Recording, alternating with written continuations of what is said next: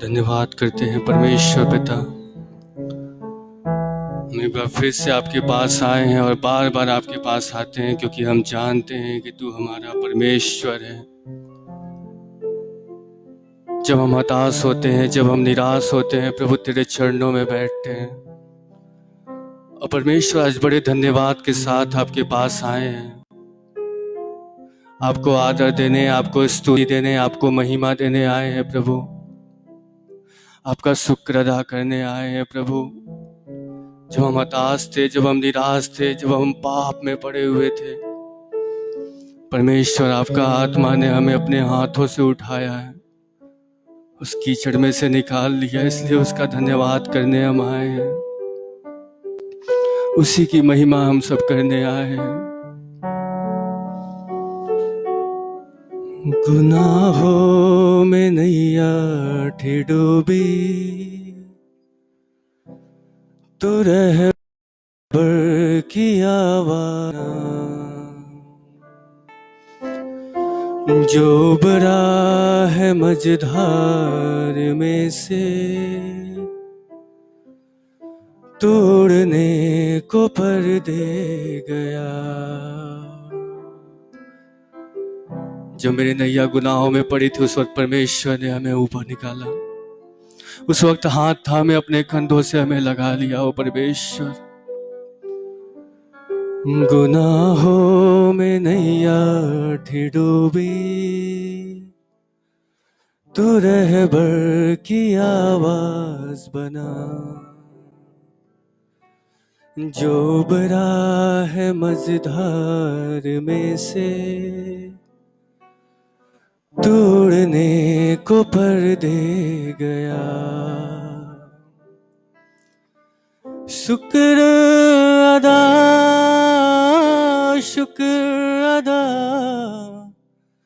करूं मैं कैसे बता, शुक्र अदा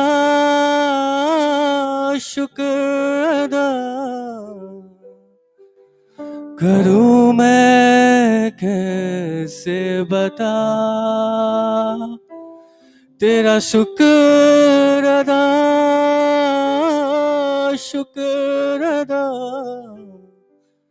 करूं मैं कैसे बता, तेरा शुक्र अदा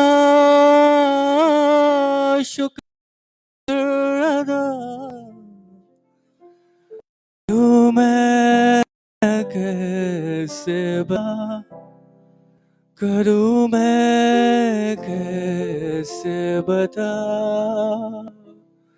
तो धन्यवाद के योग्य परमेश्वर है और तेरे शुक्र अदा करने आए हैं हम सब यहाँ, तेरे नाम को ऊंचा उठाने आए हैं प्रभु। जब तेरे नाम को ऊंचा उठाते हैं, आपने वायदा किया आप हमारे साथ होंगे, आप हमारे मध्य में होंगे, आप हमसे बात करेंगे, आप हमें छुएंगे, क्योंकि आप चंगा करने वाला परमेश्वर है।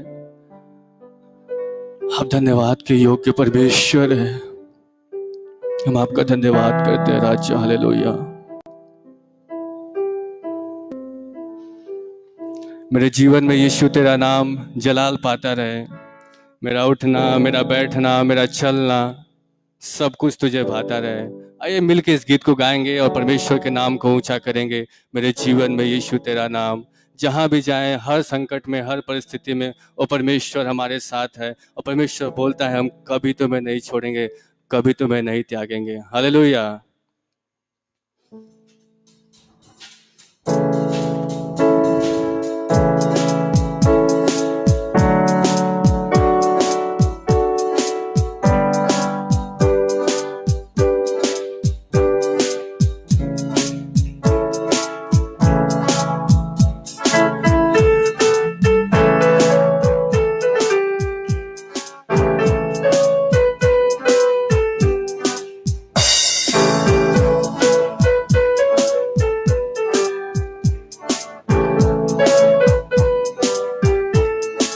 है मेरे जीवन में यीशु तेरा नाम, जलाल पाता रहे।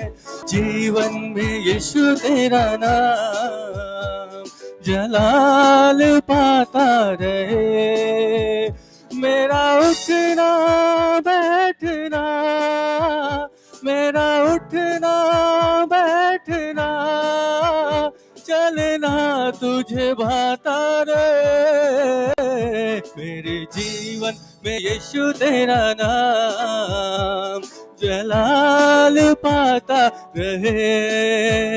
मेरे जीवन में यीशु तेरा नाम, जलाल पाता रहे। मेरा उठना बैठना, मेरा उठना बैठना, चलना तुझे भाता रहे। मेरे जीवन में यीशु तेरा नाम, जलालाता रहे। मेरे जीवन में यीशु तेरा नाम, जलाल पाता रहे। बेमिसाल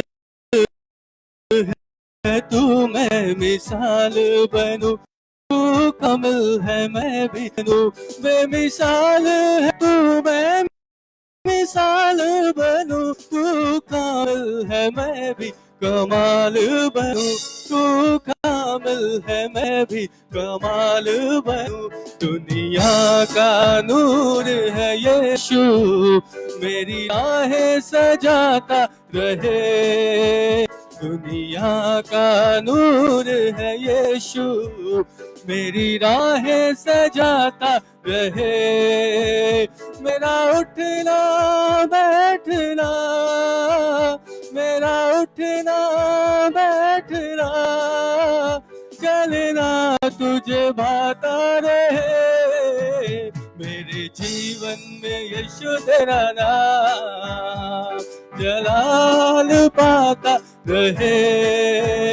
मेरे जीवन में यीशु तेरा नाम, जलाल पाता रहे। मेरी सांसों में तू, मेरे ख्वाबों में तू, मेरे सारे सवालों जवाबों में तू। मेरी सांसों में तू, मेरे ख्वाबों में तू, मेरे सांसों मेरे ख्वाबों में तू। मेरे सारे सवालों जवाबों में तू, मेरे सारे सवालों जवाबों में तू।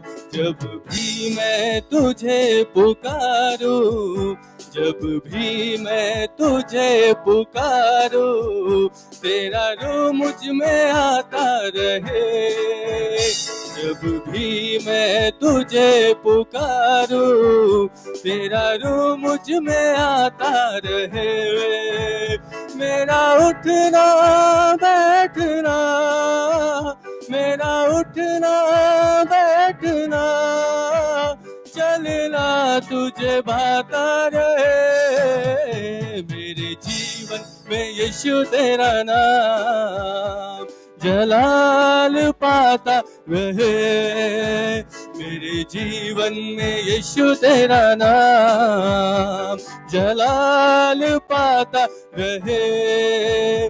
जिंदगी भर तेरे गीत गाता रहूं, तू सुनता रहे मैं सुनाता रहूं, जिंदगी भर तेरे गीत गाता रहूं। तू सुनता रहे मैं सुनाता रहूं, तू सुनता रहे मैं सुनाता रहूं।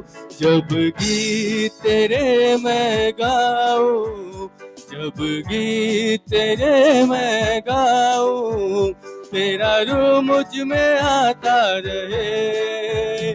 जब गीत तेरे मैं गाऊं, तेरा रूह मुझ में गाता रहे। मेरा उठना बैठना, मेरा उठना बैठना, चलना तुझे भाता रहे। मेरे जीवन में यीशु तेरा नाम जपाता रहे। मेरे जीवन में यीशु तेरा नाम जलाल पाता रहे। मेरे जीवन में यीशु तेरा नाम जलाल पाता रहे। मेरा उठना बैठना, मेरा उठना बैठना, चलना तुझे भाता रहे। मेरे जीवन में यीशु तेरा नाम जलाल पाता रहे। मेरे जीवन में यीशु तेरा नाम जलाल पाता रहे। बेमिसाल है तू, मैं मिसाल बनूं, तू कामिल है मैं भी कमाल बनूं। बेमिसाल है तू, मैं मिसाल बनूं, तू कामिल है मैं भी कमाल बनूं। तू कामिल है मैं भी कमाल बनूं।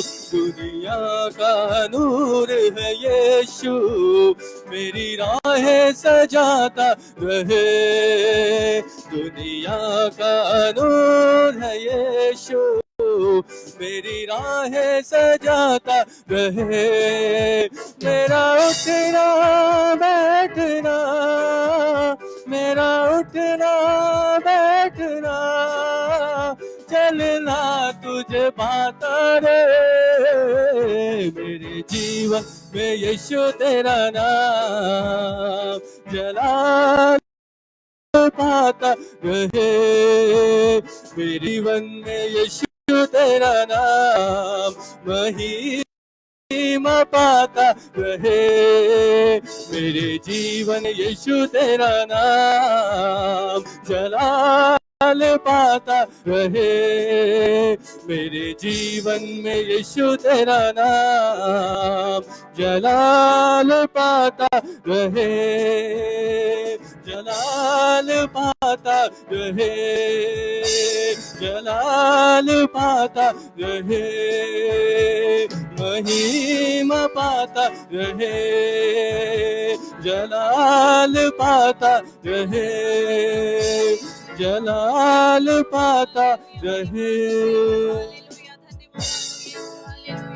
अपने आंखों को बंद करें, प्रभु को बोलिए, प्रभु आप मेरे जीवन में आपकी महिमा हो प्रभु। हालेलुया, प्रभु आपकी महिमा हो प्रभु।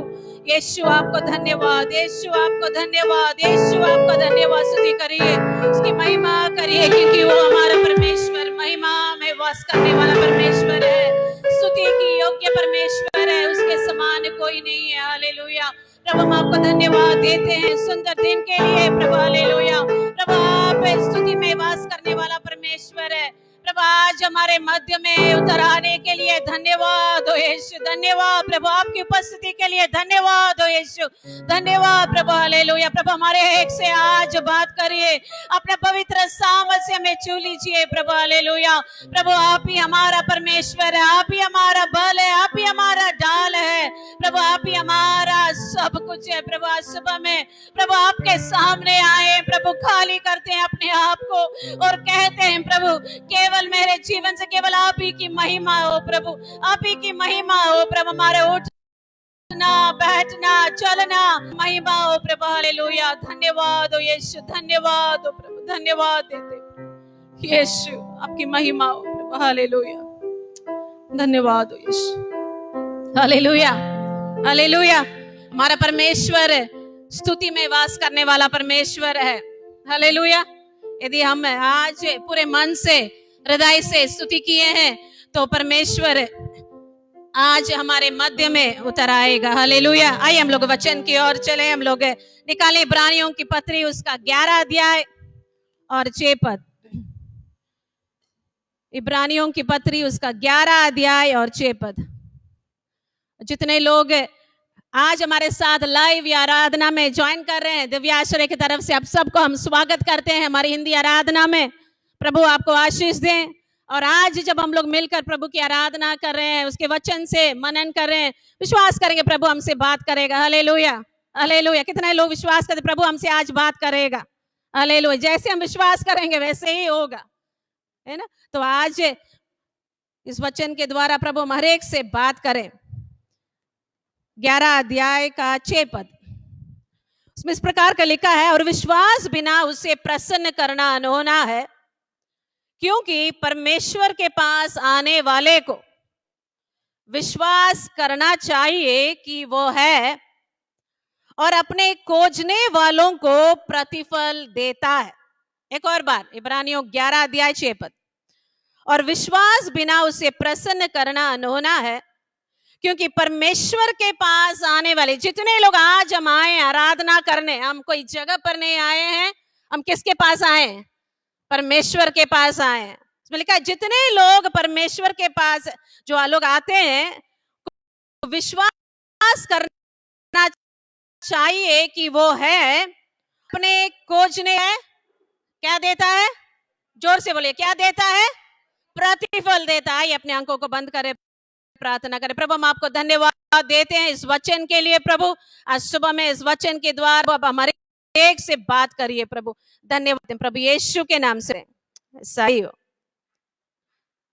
किसी ने ऐसा कहा, यदि परमेश्वर में हमको बढ़ना है, यदि परमेश्वर हमारे जीवन में और परमेश्वर को जानना है, और कोई भी कठिन परिस्थिति में भी चाहे हम गुजरने चले जाएं, समस्या क्यों ना आ जाए हमारे जीवन में, तब भी हमको अडिग रहना है, तो हमको चमत्कार का जरूरत है।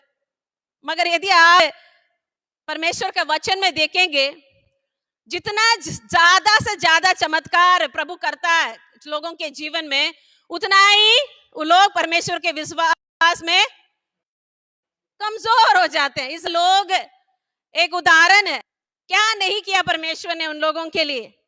चमत्कार का भंडार खोल दिया प्रभु ने, है कि नहीं। जब मिस्र से उस 10 रोग से लोगों को, मिस्रियों को के ऊपर जब आया, इजरायलियों को परमेश्वर बचा लिया। उसके बाद बैल के लोगों को वह बंदवाई से परमेश्वर छुड़ा के, कितना अद्भुत काम आज तक जो मानव इतिहास में किसी ने न देखा, उस अद्भुत काम को परमेश्वर किया। लाल समुद्र क्या हो गया? 2 भाग हो गया। जब भूख लगी उन लोगों को, क्या कहां से खाना आया? स्वर्ग से आया। ना KFC था उस समय, ना मैकडोनल्ड्स था, ना जोमेटो था फोन करके हमको ऑर्डर करने के लिए, मगर परमेश्वर ने उनको क्या किया? स्वर्ग का मन्ना बरसा दिया। और जब पानी पीने का नहीं था उन लोगों को परमेश्वर क्या किया? चट्टान से पानी निकल। मगर ऐसा अद्भुत काम उनके जीवन में उन लोग ने अनुभव किया। परमेश्वर का बड़ा सामर्थ्य हाथ को लोग ने देखा। मगर क्या वो लोग विश्वास में बहुत मजबूत हो गए? नहीं, हम लोग देखते उल्टा ही हो गया। कोई एक भी जन, जितना भी लोग उस आश्चर्य को देखा, वो पूरा का वंश वहीं का वहीं रेगिस्तान में मर गया, और नया एक पीढ़ी परमेश्वर के वाचा के उस भूमि में चला गया।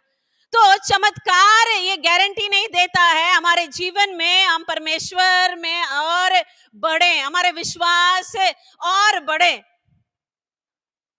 तो क्या चीज है जो हमको हर समस्या में, हर चुनौती में हमको परमेश्वर में मजबूत रख सकता है? आज हम लोग देखेंगे परमेश्वर का जानना, परमेश्वर का खोजने वालों को हम लोग ने देखा प्रतिफल देता है। और आज मेरा विषय है प्रतिफल। जिस प्रतिफल के बारे में पतरस ने यीशु मसीह से एक बार पूछा, किसी को हिम्मत नहीं था, सबके पास, सबके हृदय में ये सवाल था, प्रभु हम लोग सब कुछ छोड़ दिए हैं अपने घर छोड़ दिए, अपना मछली छोड़ दिए, अपना नाव छोड़ दिए हैं, जो कुछ हम कर रहे थे सब छोड़ दिए हैं, तो हमको क्या मिलेगा? वो पूछा है कि नहीं पूछा? कभी सोचे इतना स्वार्थी है क्या ये पतरस? मगर ये सवाल हमारे के मन में होता है जब हम समस्या में जाते हैं, तो जरूर एक कभी ना कभी हमारे जीवन में एक बार कभी ना कभी हम परमेश्वर से पूछे होंगे, प्रभु आपके पीछे चले थे क्या फायदा हुआ? लोग तो कहता है, रिश्तेदार गांव के लोग कहेगा हमको देखकर, क्या फायदा हुआ यीशु मसीह के पीछे तुम चल रही है? मगर हम भी कभी कभी प्रभु से क्या किए हैं? सवाल किए, क्या प्रभु इतना समस्या है, क्या प्रतिफल देता है तू? और आज हम लोग देखेंगे क्या प्रतिफल प्रभु रखा है अपने खोजने वालों के लिए। विश्वास इसमें लिखा है, ये पूरा का पूरा 11 अध्याय इब्रानियों का उस पत्री को पढ़ेंगे, 11 अध्याय विश्वास का अध्याय है। और इसमें केवल उन लोगों के बारे में लिखा है परमेश्वर के ऊपर उन लोगों ने विश्वास किया और क्या प्रतिफल पाया। और आपको आश्चर्य लगेगा यदि अंतिम में इस अध्याय का अंतिम भाग में आप जाएंगे वहां का प्रतिफल क्या था। मगर अभी हम लोग वहां नहीं जाएंगे। हम लोग आज देखेंगे 3 प्रकार का लोग इस दुनिया में जो लोग खोजने में लगे, क्योंकि यहाँ लिखा है प्रतिफल किसको मिलता है? खोजने वालों को, सबके नहीं मिलता है। क्योंकि जब हम लोग पिछले बार जब हम प्रचार किए, हम बोले परमेश्वर भला परमेश्वर है, परमेश्वर भलाई करता है। किसके ऊपर करता है भलाई? सबके ऊपर करता है ना। मत्ती उसका 5 अध्याय 45 पद में यीशु मसीह ने कहा वो बुरे और भले दोनों के ऊपर क्या करता है? मैं बरसाता है, सूरज उगाता है, सबके लिए है। परमेश्वर का भलाई सबके लिए है, परमेश्वर का अनुग्रह सबके लिए है। मगर यहाँ इब्रानियों का लेखक लिखता है मगर प्रतिफल उन्हीं लोगों को मिलेगा जो लोग क्या करते हैं? खोजते हैं। इस दुनिया में जितने लोग हैं, चाहे हम लोग माने या ना माने, हम लोग सब किसी ना किसी खोज में है। कुछ लोग हो सकता है हम लोग अलग अलग चीजों के खोज रहे हैं, मगर हमारा खोज ही एक है, सब लोग खोज रहे हैं। आज हम लोग देखेंगे 3 प्रकार का लोग जो लोग इस खोज में है। जब हम लोग छोटे थे हम लोग एक खेल खेलते थे, ट्रेजर हंट। और ट्रेजर हंट का मतलब एक खजाना या कोई इनाम है जिसको छिपाया जाता था और हम लोगों को चिट मिलती थी, है ना। आंटी आप लोग खेले हैं बचपन में, है तो उस चिट में लिखा रहेगा, कोई ऐसा संकेत में लिखा रहेगा जिसको आपको समझना और जाके खोजना है। कहाँ? एक जगह में जाएंगे पेड़ के पीछे, तो दौड़ के जाएंगे पेड़ के पीछे, वहां एक चिट मिलेगा, उसको खोलेंगे, वहां लिखा होगा सीढ़ी के नीचे। तो फिर दौड़ के जाएंगे, फिर सीढ़ी के नीचे जाएंगे, वहां एक चिट मिलेगा, फिर कहेंगे गाड़ी के पीछे। तो ऐसे ऐसे ऐसे कोसते कोसते अंत में क्या करेंगे आप? उस प्रतिफल जो उस इनाम है उसके पास पहुंचेंगे। हमारे जीवन में बहुत लोग ऐसे ही है, खोज में लगे हैं, पता नहीं क्या खोज रहे हैं। कुछ लोगों को मालूम ही नहीं। जब क्रिस्टोफर कोलंबस निकला भारत को खोजने के लिए, वो कहां चला गया? कहां पहुंच गया? वो भारत को खोजते खोजते खोजते वो कहां पहुंच गया? अमेरिका में पहुंच गया। वो अमेरिका के ढूंढ निकाला, उसको मालूम ही नहीं ऐसे कोई जगह है, वो अमेरिका को खोज लिया। मगर वो कहां निकला था खोज में? भारत आने के लिए, है ना। कुछ लोग ऐसे ही है, खोज रहा है कुछ चीज को और पा लिया। वैसे नहीं, यहाँ लिखा है जो खोजने वाले, इंग्लिश में पढ़ेंगे डिलीजेंटली सीक, जो सच्चे हृदय से सच्चे मन से। और बार बार भैया जी एक वाक्य हमको बोलते हैं, ये दुनिया में जो कुछ तुम खोजेगी वो तुमको क्या हो जाएगा? मिल जाएगा। बस यही है, आपको चेक करना है हम क्या खोज रहे हैं। पहला प्रकार का लोग, ये लोग इस दुनिया में आया है केवल मौज मस्ती करने के लिए। इन लोगों का एक ही मकसद है, ये लोग दुनिया का सब आनंद उठाएं। केवल सुलेमान नहीं, जब हम लोग सोचते हैं सुलेमान के बारे में पढ़ते हैं तो केवल वही है, मगर यही नहीं, बहुत सुलेमान लोग हैं इस दुनिया में। सुलेमानी लोग भी है ना, बहन लोग भी है, भाई लोग भी है। उन लोगों का एक ही मकसद है दुनिया में, क्या है? ऐश करना, आराम करना। दिन भर कमाएगा, मेहनत करेगा, मगर जब को आएगा पॉकेट खाली, है ना। सीधा चल के गया, मगर घर आते समय क्या हो रहा है? इधर से जाएगा उधर से जाएगा, है ना। पूरा मेहनत का फल अपना इच्छा में, जो अपने आप को खुश करने में, उन लोगों का ईश्वर स्वयं है, वो लोग स्वयं को ईश्वर बना लेता है और जो कुछ मन करता है उसको करते हैं। एक पद हम लोग निकालेंगे, एक्लिसियास्टिस सबोपदेशक उसका 11 अध्याय और 9 पद। सबोपदेशक उसका 11 अध्याय 9 पद।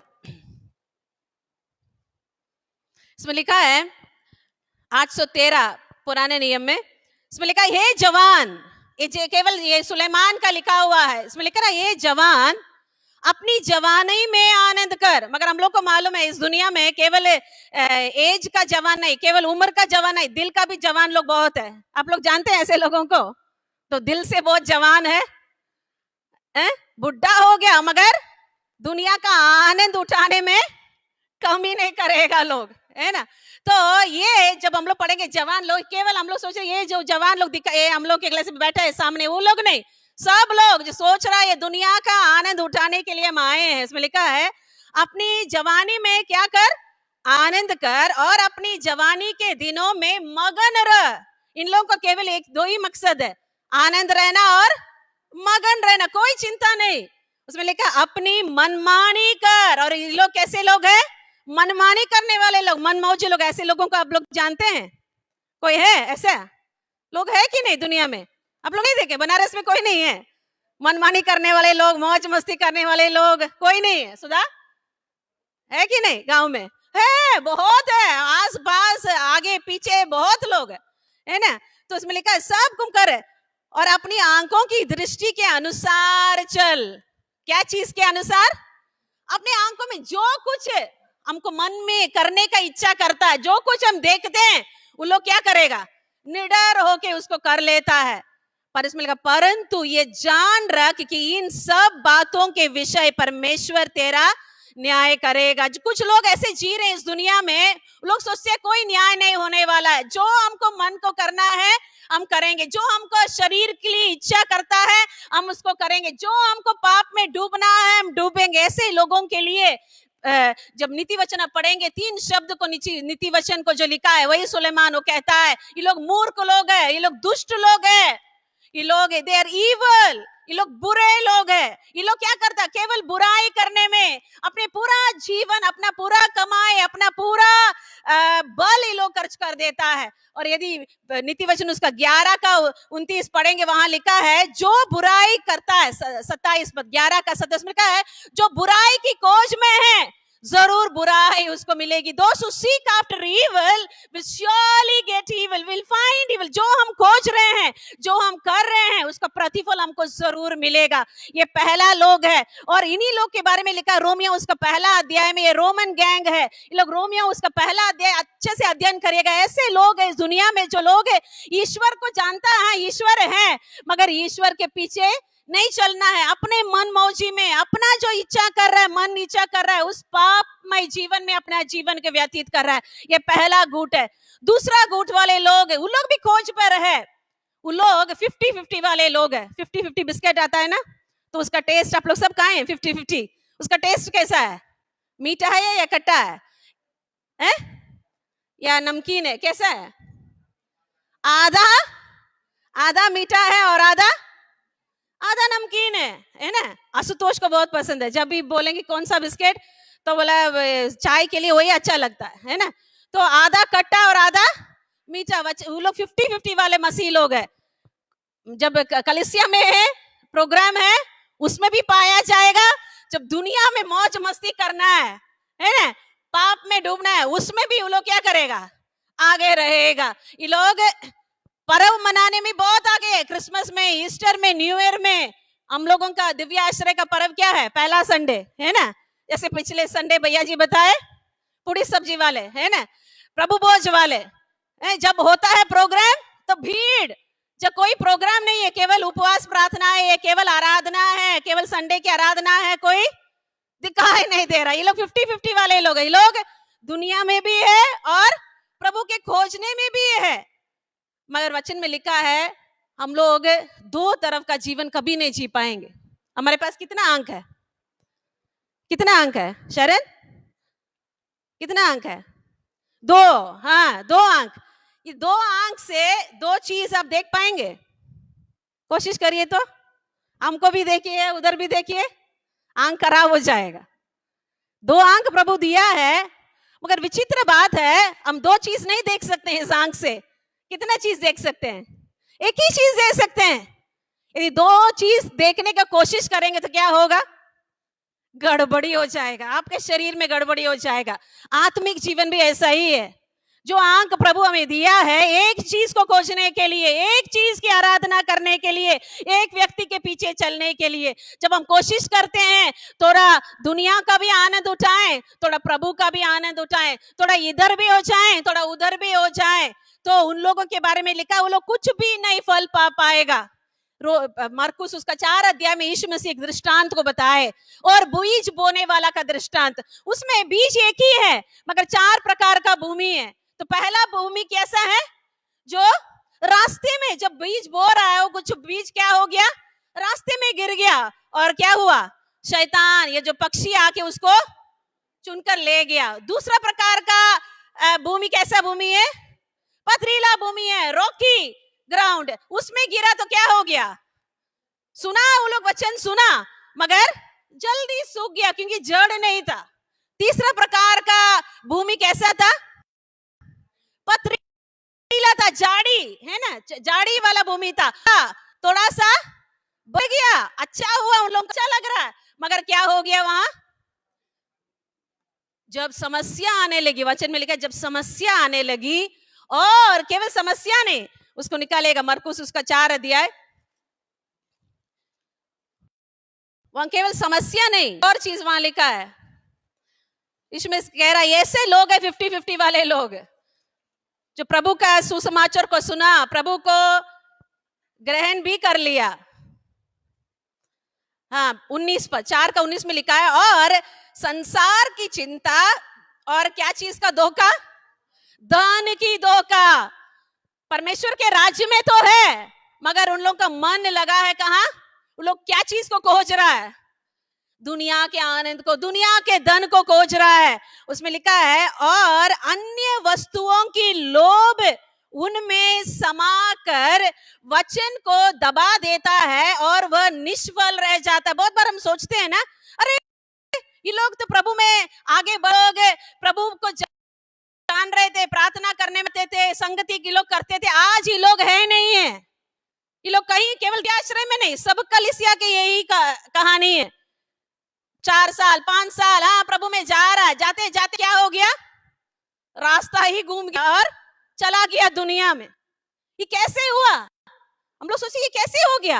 ये तो प्रभु में आगे जा रहा था, प्रार्थना करना था, ये प्रार्थना करता था, दुष्ट आत्मा भागता था, लीडिंग करता था, परमेश्वर का पवित्र आत्मा उतरता था। कैसे ही लोग दुनिया में खो गया? यही ऐसे ही है।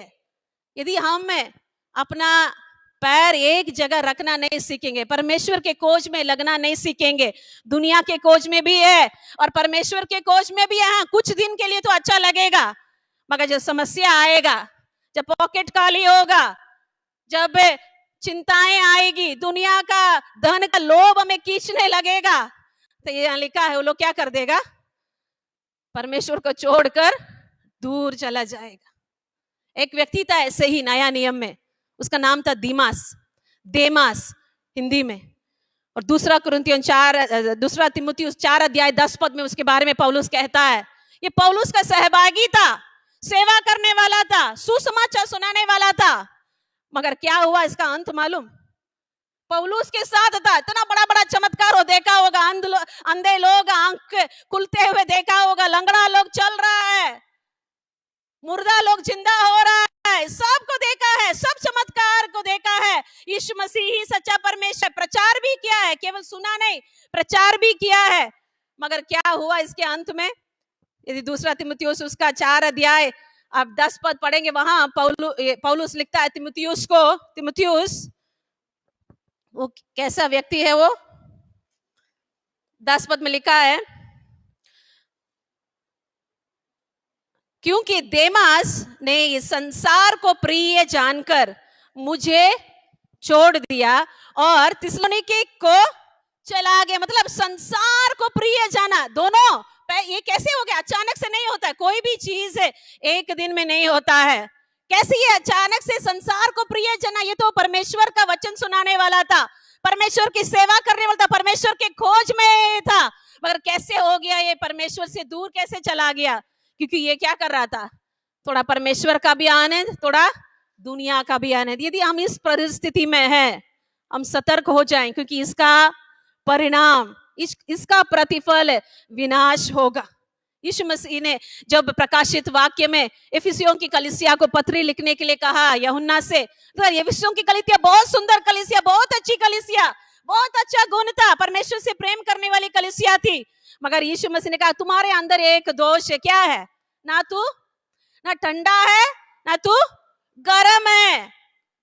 चाहे तुम ठंडा होता तो ठीक था, चाहे तो गर्म। ये 50-50 परमेश्वर के राज्य में चले गए थे। हम परमेश्वर के खोज रहे मेरे प्रियो, हमको पूरा हृदय से खोजना। यदि हम चाहते हैं प्रभु हमारे जीवन में कोई प्रतिफल दे, इब्रानियों के लिए लिखता है जो खोजने वाले हैं, पूरे हृदय से खोजने वाले हैं, उनको वो प्रतिफल देता है।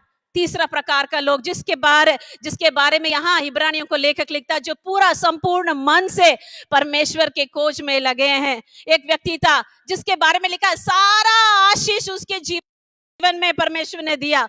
बहुत बार हम और आप सोचते हैं इस दुनिया जब हमारे पास आता है, हम प्रभु हमें प्रतिफल दे रहा, हम कलीसिया में जा रहे हैं, हम प्रति रविवार जा रहे हैं, जो कुछ हम कमाते हैं सब कुछ दे रहे हैं, तो इसीलिए इसका मतलब है प्रभु हमको प्रतिफल दे रहा। हम बड़ा सा घर हो गया, हमारा बड़ा सा गाड़ी हो गया, हमारा सारा जरूरत पूरा हो गया, मैं सोचते यही है प्रतिफल। और जिनके पास ये सब चीज नहीं है, दुनिया के आशीष नहीं है, वो लोग सोचता है परमेश्वर हमको कोई प्रतिफल नहीं देता। क्या चीज हम पीछे चल रहे हैं, परमेश्वर के पीछे, क्या प्रतिफल हमें मिलेगा?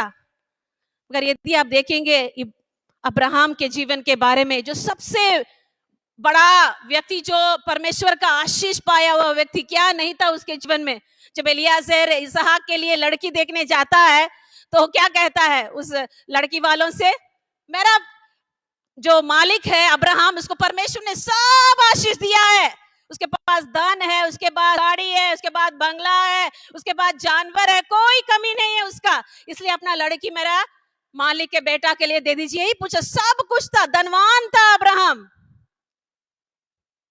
बहुत बार हम और आप सोचते हैं हम बहुत धनवान होंगे, बहुत सारा चीज हमारे पास होगा, दुनिया की आशीष होगा, वही हमारा प्रतिफल है। क्योंकि कुछ लोग ऐसे प्रचार भी करते हैं, सोचते हैं यदि तुमको परमेश्वर का आशीष तुम्हारे जीवन में है, इसका तुम्हारा एक चिन्ह होगा, क्या है? बहुत आशीष, तुम्हारा दुनिया का आशीष तुम्हारे पास होगा। यदि ये सच होता तो आज सबसे आशीषित व्यक्ति इस दुनिया का कौन होता है? जेफ बिजोस, जो अमेज़न का मालिक होता, या बिल गेट्स होता, जो सबसे धनी व्यक्ति, या तो मुकेश अंबानी, जो सब हर दिन क्या हो रहा है, उसका धन बढ़ते जा रहा है ना? लॉकडाउन के बाद पूरा दुनिया में सबका धन क्या हो रहा है? घटते जा रहा है, मगर हमारे देश में एक व्यक्ति है जिसका धन क्या हो रहा है? रोज बढ़ते जा रहा है। तो यदि आशीष का मतलब ये है धन बढ़ना, उसका मतलब है सबसे आशीषित व्यक्ति इस इंडिया में कौन होगा? मुकेश अंबानी ही होगा। मगर वचन में वही नहीं लिखा। यदि जब हम पीछे परमेश्वर के पीछे चलते हैं, और परमेश्वर यदि प्रतिफल वाला परमेश्वर है, वो प्रतिफल क्या है? आई काले उत्पत्ति उसका 15 अध्याय और पहला पद, मेरे लिए कोई उसको पढ़ दीजिएगा ऊंची आवाज में। उत्पत्ति उसका 15 अध्याय और पहला पद, उसमें लिखा क्या है प्रतिफल?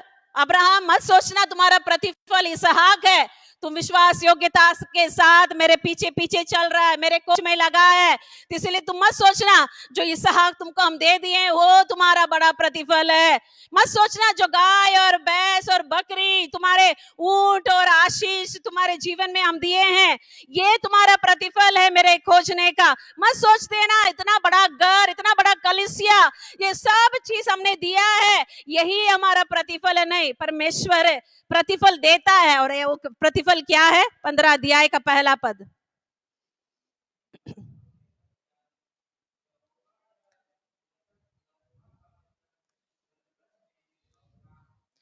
हाँ, इन बातों के पश्चात यहोवा के ये वचन दर्शन में अब्राहम के पास पहुंचा।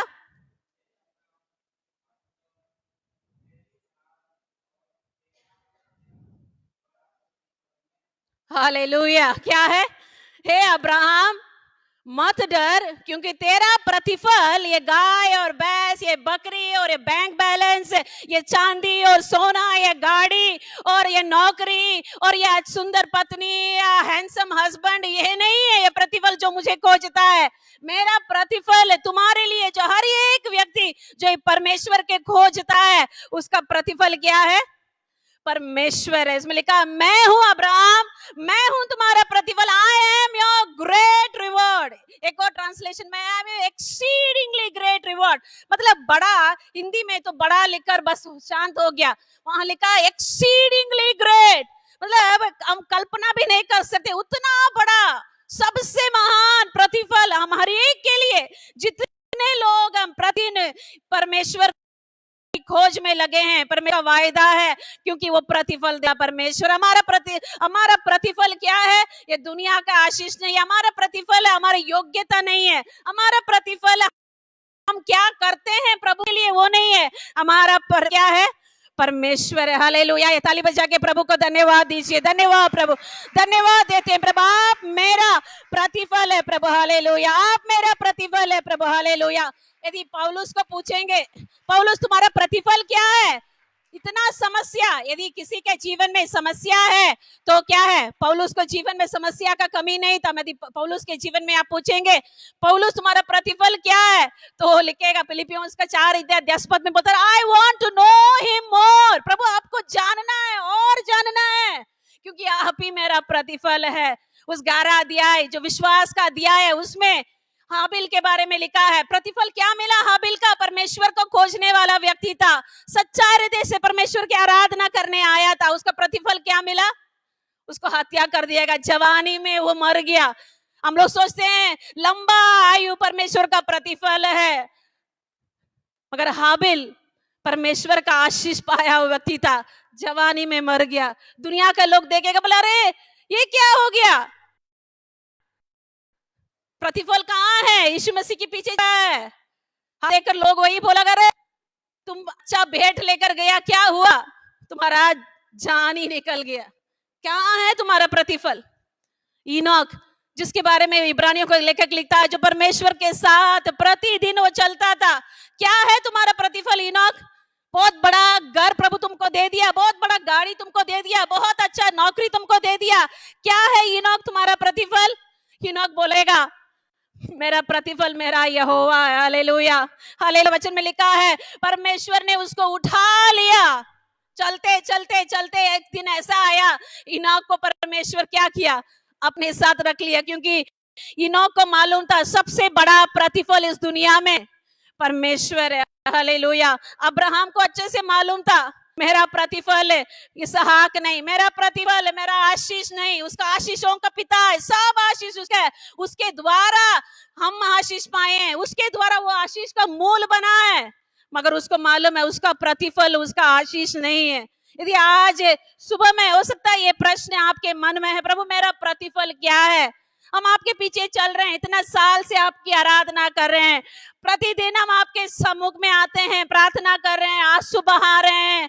क्या है प्रभु मेरा प्रतिफल? आज परमेश्वर कहना चाहता है तुम्हारा प्रतिफल मैं हूं। हालेलुया। अपने आंखों को बंद करें, प्रभु को धन्यवाद दे। मेरा सबसे बड़ा प्रतिफल मेरा परमेश्वर है, मेरा सबसे बड़ा प्रतिफल मेरा यीशु है। हालेलुया। धन्यवाद प्रभु, धन्यवाद, धन्यवाद दीजिए परमेश्वर, आपने उसको पा लिया है। यदि हम परमेश्वर को नहीं पाए होते, ये दुनिया की सारी वस्तु हमारे पास होता, कोई लाभ नहीं होता। मेरे प्रियो, आज परमेश्वर हमारे पास है, हमारे पास हो सकता है अन्य लोगों के समान उतना योग्यता नहीं है, मगर आपके पास यीशु है, वो सबसे बड़ा प्रतिफल है आपका।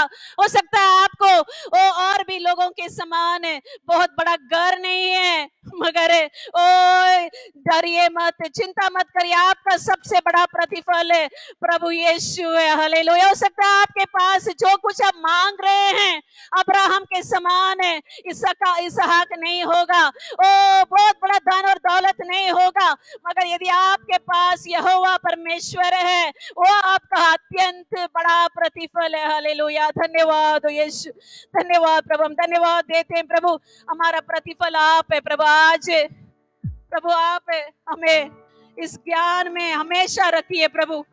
हम दुनिया के पीछे न चले, आशीष के पीछे भागने वाले न बने, क्योंकि आपने कहा है प्रभु परमेश्वर उसके राज्य के खोज करो, ये सारी वस्तुएं तुम्हें दी जाएगी। हम इसीलिए आपके खोज में हैं, ताकि ये सारी आशीष हमें मिलेगी प्रभु, तो हमारा जीवन व्यर्थ हो जाएगा। मगर हम आपके खोज में इसीलिए है क्योंकि आप हमें मिल गए प्रभु यीशु। धन्यवाद प्रभु यीशु, धन्यवाद प्रभु यीशु के नाम से इस प्रार्थना को मांगते हैं। सही